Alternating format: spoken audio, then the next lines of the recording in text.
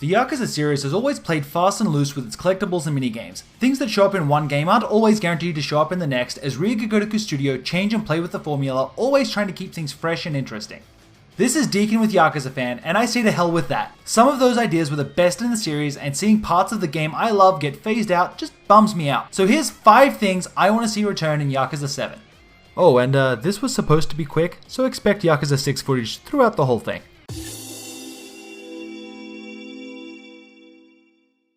A staple of the series since the first game, finding the coin locker keys was something I looked forward to every time. After the collectathon that was Yakuza 5, for some reason they were removed from the series, being completely absent in Ishin, and replaced with the phone cards in Yakuza 0. And yes, I know they came back in Yakuza Kiwami, but that's a remake, so calm down. Sure, the phone cards have cute goals on them, but damn it, there was a pure joy to be had scrounging every corner of the game world, high and low, to find the glowing ball of light. Most of the rewards for finding them weren't even particularly useful. Or even good, let's be honest. But every so often you'll get that cheat item or an amazing sword that makes the whole search worth it.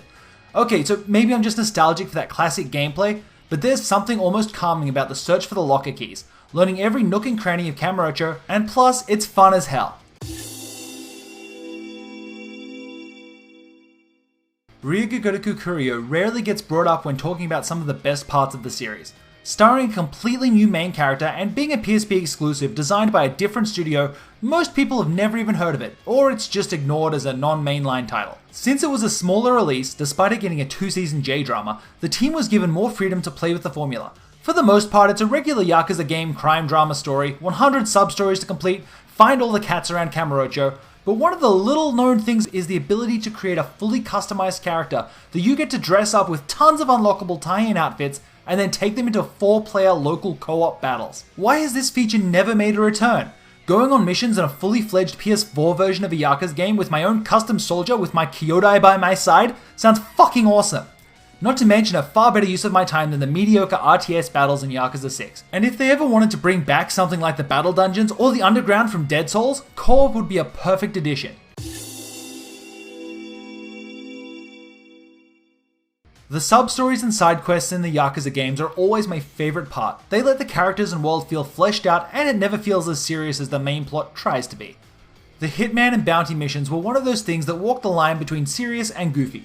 Introduced in Ryuga Kenzen as bounty missions, you were charged with hunting down and either killing or capturing a wanted target. Every single target on your list had some dopey or cool backstory, and each encounter felt unique. The missions made a return in Yakuza 3 as the Hitman missions, and doing them all eventually brought you some closure on a boss from Yakuza 1. They kinda came back in Ryuga Ishin, but we never saw them again in the West, and that totally blows. Bring back the Hitman missions, Sega. I'll be honest, I'd rather have the Hitman missions than the arena, but that's another video entirely. Yakuza 6's phone camera was one of the cooler additions to the game.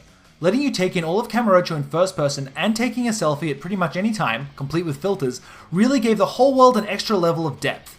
Hands down, one of my favorite parts of Yakuza's camera app took a page from Metal Gear Solid, and given Nagashi's relationship with Kojima, the idea feels really fitting.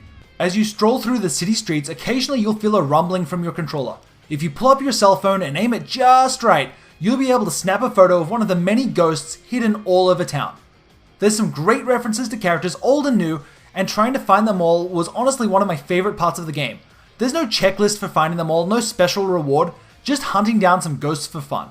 I want this concept taken up a notch and include the camera as a device in even more gameplay elements. Give me a detective sub-story where I need to photograph clues, or let me play paparazzi and photograph a movie star hidden amongst the Kamurocho NPCs. Hell, bring back Revelations the way they were in Yakuza 3, but make getting that perfect shot more personal than ever. Maybe add a video record function, and you've got to get a clip of the whole thing to unlock the special move. Okay, this is my final one, or at least the only one I can do without going into Yakuza 6 spoiler territory. But since that hasn't released in the West yet, I'll hold back, for now. This is something that doesn't just need to come back. Each title shouldn't be allowed to go gold unless it's included. Put the sub-stories on the map. The fact that this isn't standard bugs the hell out of me. As far as I can tell, the only reason they don't is to sell guides, or maybe they just want them to be a surprise when they happen, but damn it, I'm tired of scraping through half Google translated Japanese wikis just to find what for me is the best part of the game. And that's the list! There's a bunch more I could add, but these are just some of my biggest hopes that we'll see making a return in Yakuza 7. Let me know in the comments below what you want to see come back. We'll be doing our list of crap we want to see taken out of the Yakuza series soon, so if you've got something you wouldn't miss, let me know. Before I run off, remember that Yakuza Fan is supported directly by our patrons over on Patreon. That includes keeping the site running, podcasts, and videos just like this. So if you want to help us out, please consider throwing even $1 at us over on patreon.com/YakuzaFan. Thanks for listening, and I'll talk to you guys next time. Bye.